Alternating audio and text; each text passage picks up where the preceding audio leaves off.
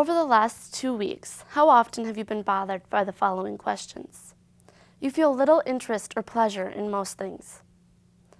You're feeling down, depressed, hopelessness. You have trouble falling asleep, staying asleep, or sleeping too much.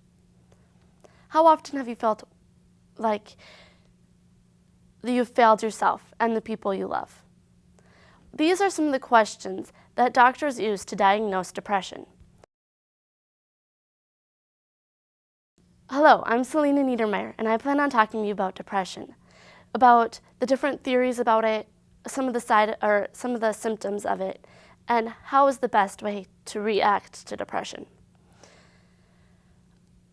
Depression, it seems to go untreated when it is when it causes so many deaths, and I don't quite understand why. Well, suicide, as statistics have stated, suicide is the 5th leading cause of death between the ages of 5 and 15, and the 3rd leading cause of death between the ages of 15 and 25, killing at least 5,000 teenagers every year. With death rates such as these, why does it go so undiagnosed and treated? Well, there are many reasons for this. One of the reasons is that a lot of society doesn't want to believe it as a true disease. They think it's just people feeling self-pity and rejection, and that they're just exaggerating to get attention. Also, it's hard to diagnose sometimes because people are good at hiding how they really feel. Just take Robin Williams for an example. He seemed happy. He seemed like he was living a good life, but his depression got to the point where he committed suicide. Some people in our culture think that depression is just self-pity, self-rejection, or people pretending to or wanting attention, so they pretend to be depressed. I've actually had a friend who sometimes struggles with depression, and she has had people tell her that she has no reason to be sad, that she should be happy, that she's still young and there's so much in life to be excited for. And they've also told her that the only reason she is depressed is because she's looking for attention and that she has no real reason to be. It also goes untreated for other reasons because there are so many factors of depression. You have both the person, their stress factors, what circumstances they're in. Also, the gender is of a person also causes a risk factor because women have 3 to 4 more times likely to become depressed than men. Then you also have the genes of the person, their brain chemicals and other things like that will cause people to be at more risk. When I was at the Congress of Future Medical Leaders, Dr. Jill Taylor talked about brain health and how every ability we have comes from our brain and how we need to treat our brain carefully and make sure it's healthy. This made me wonder, how is our brain health different if we're depressed? Your brain usually looks like this with all the neurons and transmitters going, but when you're depressed, it's very dull and dim and not as bright and not as many, releasing of the chemicals that should be at the time. Well, before I go any farther, I should probably define what depression is and some of their symptoms. So we're gonna look over at this chart. So depression is one of these 2 symptoms, either a depressed mood almost every day over that 2-week period. So if you look at this chart here, here's where a normal person would be, and this is where someone who would be overly excited, and here's where a depressed person would be. Also, in order to be depressed, they also have to have a loss of interest in things they normally would, such as the carrot no longer interests the bunny. Also, other symptoms are weight gain or weight loss. This has to do with, usually is associated with change of appetite, either increased or decreased. Another symptom is sleep disturbance. Either you're sleeping too often and you don't want to get out of bed, or you're not sleeping enough and you can't stay asleep. Also, psychomotor agitation and retardation. So either you're very agitated and moving all the time, or you're very slow, both mentally and physically. And then also fatigue or lack of energy is also a very common symptom of depression. Also guilt or worthlessness. So this is not guilt that is associated with something you've actually done. This is a guilt when you have no reason to be guilty. Other symptoms are trouble concentrating and being very indecisive. They have trouble thinking things through and figuring out what is the best way and what may or may not be the best. Suicide.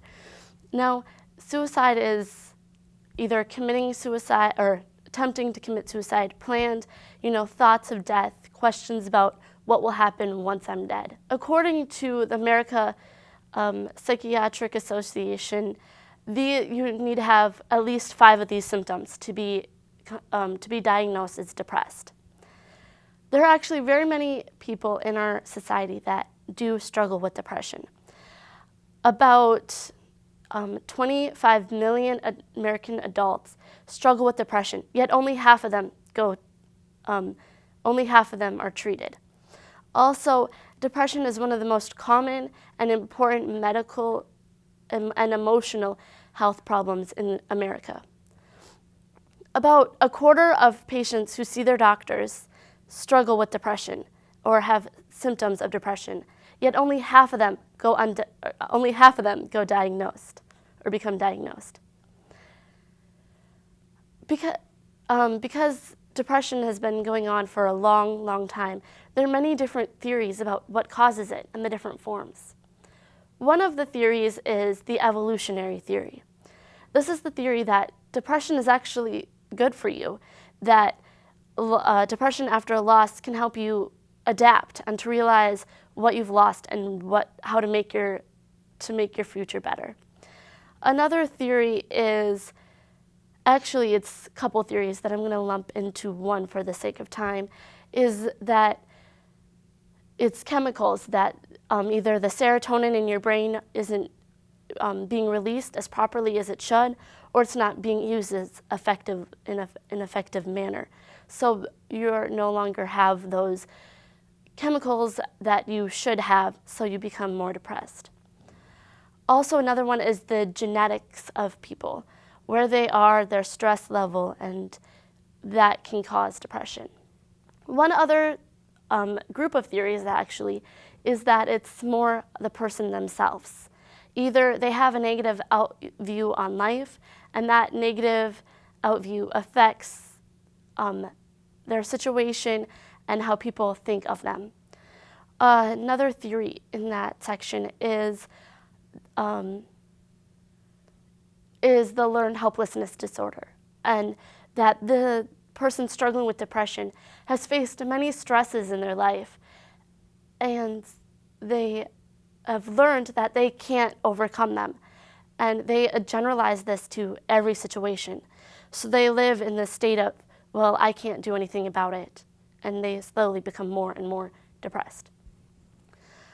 Another theory in this is that stress when you're a young kid, such as loss or abuse or anything that would harm a young kid, lays foundation for depression in their adult lives. All of these are very good theories, but I think depression is caused by a combination of a lot of different factors. I think it involves the genes of a person, the chemicals in their brain, the circumstances they're going through, their gender, because women are 3 to 4 times more likely to become depressed than men. Also, where they are in their lives and other factors such as those. Also, stress levels of both when they were younger and now that they're going through can cause depression.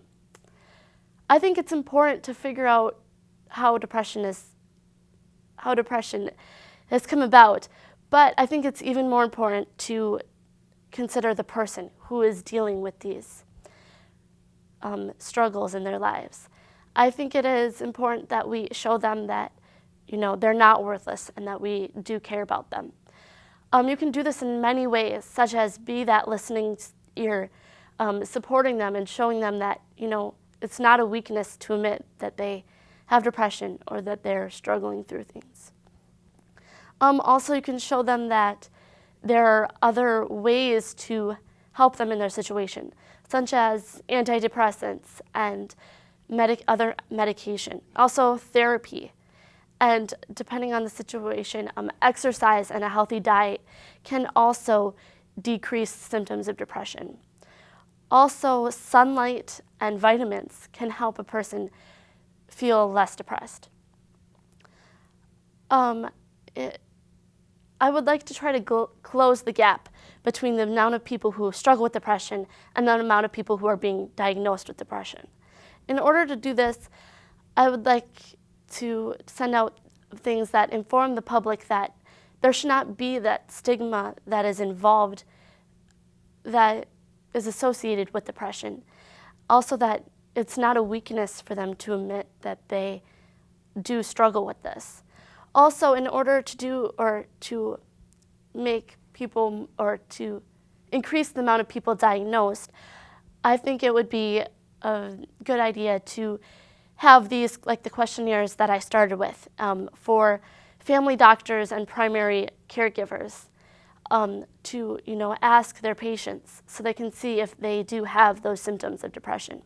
We need to let the world know that there shouldn't be a stigma involved in mental disorder on depression, that it's all right to admit that you need help, or that you feel like you're not worth anything, or that you could take your own life. We need to let people know that it's okay to ask a doctor and talk to friends and family. We also need to, my theory is, in order to eliminate the lack of people being diagnosed, is to give the questionnaire I was talking about earlier to primary doctors and family doctors. So when they see their patients, they can ask these questions and see how they are on their mental and their emotional capability. One of the statistics I've already pointed out is that 25 million American adults do suffer with this, but only half of them get treated. And also that about a quarter of patients that see their doctors have symptoms of depression, but only half of them become diagnosed with depression. If we can increase the people diagnosed with it, maybe in the future we can decrease the amount of suicides from depression. We want to show these people that they're worth it and that they have a life to live. We want to show them that greatness awaits in their future. Thank you.